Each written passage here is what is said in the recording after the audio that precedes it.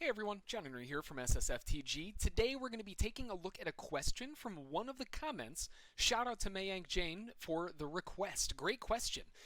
So keep in mind, folks, if you have anything you want me to cover, a topic, a question, anything that you have, just comment it below. And don't forget while you're there, of course, don't forget to click the like button, subscribe, and that way we can keep pumping out more of this content for you. So today the question that we had come up was, can you show how to scalp the wide range body hidden gap zones? Boy, oh boy. All right, so first off, what we're going to have to do is kind of differentiate and talk about what a wide range body gap is, or a WRB. So a wide range body, if we take something like it doesn't matter what, the NASDAQ, let me hide some of the trades so they don't take up all the screen. What we're looking for are, as the name would suggest, a wide body. But we're not actually just looking for a wide body. We're looking for a separation between the previous candle and the 4 candle.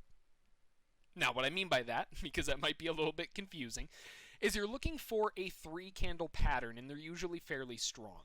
And what we're going to look at here is the gap that was formed not on this candle, but the gap that was formed between the top of that bull bar and the bottom of that bull bar. And you can see how it's a wide open space. There wasn't anything that was testing inside of there. It's just that body and that's it.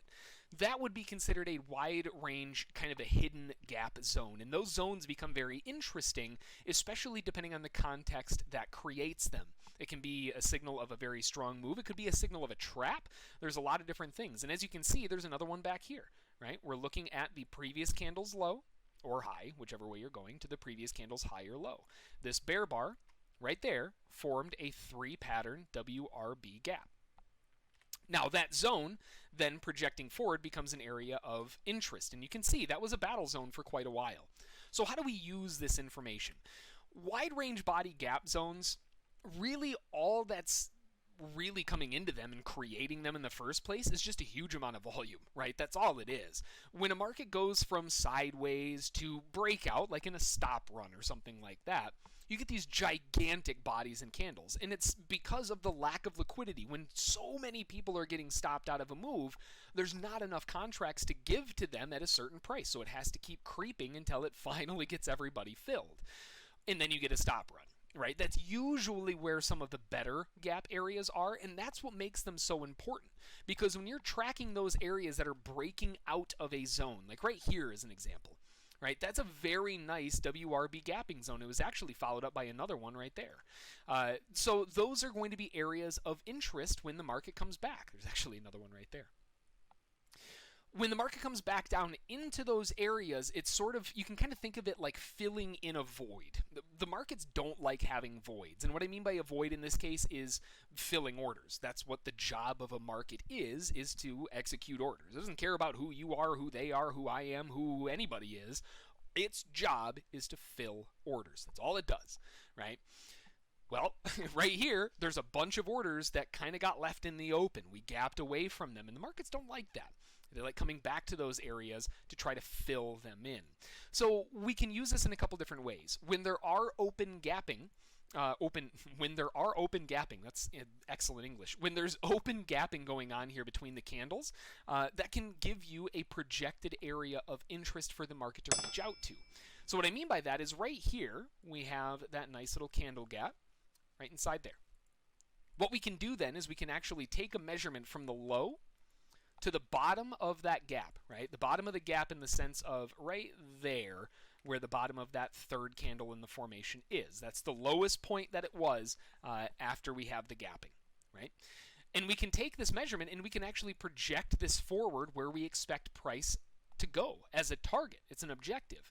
And if we pop that right up on the top there, you'll notice exactly where the market ran into resistance. That's because that's a projection of, in this case, a candle gap.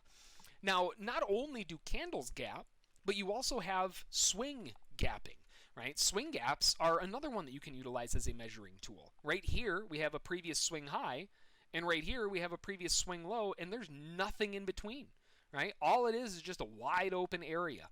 That's another way that you can potentially measure it, right? You start at the bottom of the move, or in this case, since we're measuring from this high, that would be the bottom. But you measure from there to there and then project up from there. That's your upside objective. So it's not necessarily that you're going to be utilizing them as a trade in this way, but it's a way that you can categorically find an objective, right? A very solid objective that a lot of traders are likely going to be running for. Now, another thing that you can use this for is specifically in this case with a question a Mayank had was talking about scalping them. Now, because we know they create zones of support or resistance, or at the very least an area where there's a void, what we're looking for is the market to come back to that area and fill in that volume. Now, that's where things get a little bit difficult because it's hard to tell when are they actually filling volume or when are they going to start cracking through it. So that's where you want to combine this with other factors. It's not just a WRB setup. It's a WRB setup that's at the bottom of a channel that's at a measured move objective for sellers. We should be going up, right? Using those combinations together is where you're really going to start pushing the edge. So as an example, right, the market's ripping higher, just running all the way to the upside. And what do we have here? Well, we have bear gapping to the downside. Well, bear gapping in a massive bull rally, that's useless to me. I don't want to short here, right? That's a horrible place to short. What I would be looking for, though, is for these sellers to get run over, breakout pullback, look for a continuation play off of that, right? Let the market fill in that void that was left behind, and after it filled it in, or in this case, took them out, then jump back in on the flood of them getting out of their trades, right? That's more of the way that I kind of like looking at them. I'm a big fan of going with the overarching trend because that way at least you know that the flood of volume is at least behind your back. Here would be another one, right? Very, very strong drive to the downside. And as we're looking through this, what happened, right? Well, what happened was we created a very strong gapping to the down. Now, you'll notice the market never actually came back and filled that in. It still left it open until way over here, and by that point, the buyers had already come in, and that was where the support came in that we just talked about. Side note. But if we go a little bit further forward, we can see that there is another one that forms inside of this, and what occurs, right? Well, inside of this, now we have a couple things to use to our advantage. We have a very strong leg to the downside. This is the first bull bar that they had, and the second candle in the sequence was a doji. We're probably going to be looking for a measured leg down, right? We're looking for a second leg lower. One caveat, you are selling at potentially the lows of the range, which might cause some issues, but you can compensate that risk by the fact that the buyers just failed a major breakout point at the highs. They're probably going to be looking to reload at a deeper price. So knowing that buyers are looking for a deeper price, right? We have, on top of that, the potential setup of a WRB to the downside with a gapping zone, and we have a measured move to the downside that we're looking for completion of. Do you see the difference now? We're creating a context around the scenario where it's not just, oh, hey, it's a WRB. I'm going to take this, right? You can approach it that way, but if you're going to be approaching it with more of a systematic approach, that's when you're going to want to start looking at high reward versus your risk because your accuracy is going to drop. If you're taking every single signal that comes up, well, inherently you're going to have losses. That's how trading works. When you trade for long enough, there's going to be losses. So what you have to do in that case, if you're trading it more of a systematic approach, hey, there's a WRB, hey, I want to take a trade, then you're going to be looking for larger targets versus your stops. It's the only way that you're going to compensate for the poor reward when you're trading a signal like that. So when we're looking at it in this context to the downside, it's a perfect storm, right? We've got measured moves, we've got everything telling us that we should be at least trying to make one more leg down. That's where I want to start trying to find those areas of resistance. We had one here. That one missed, didn't actually test. We formed another one here. Beautiful resistance with a gorgeous bear bar. That's your signal, right? And you're looking to run through. Now, this is where you can utilize this and say, okay, if I'm going to approach this as I'm going to take this every single time like this as a signal trade, then you would enter below the signal bar or whatever your entry methodology is. Your stop goes above the highs and your target, then to compensate for the poor signal probability by itself without any other factors, you're going for 2 to 1, right? That's all you're looking to do. So it's very straightforward, but those zones, you can find them in all kinds of different ones. I'm looking at a 500 tick on the MNQ, right? You could be looking at a daily chart on the S&P. You could be looking at a 15-minute chart of Apple. It doesn't matter. They show up all over the place, and they're equally as strong across the board. The important thing is the context that comes around those WRB zones. That's great that there's gapping there, but why? Why was there gapping there? Were they gapping over and just hitting a bunch of stops and it was a flush? Are they breaking out and it's actually becoming successful on the breakout? Is it a breakout attempt that's a failure, right? It's all the context around the WRB that makes a lot more sense. So just keep that in mind when you're approaching them. But that's kind of the general idea of them.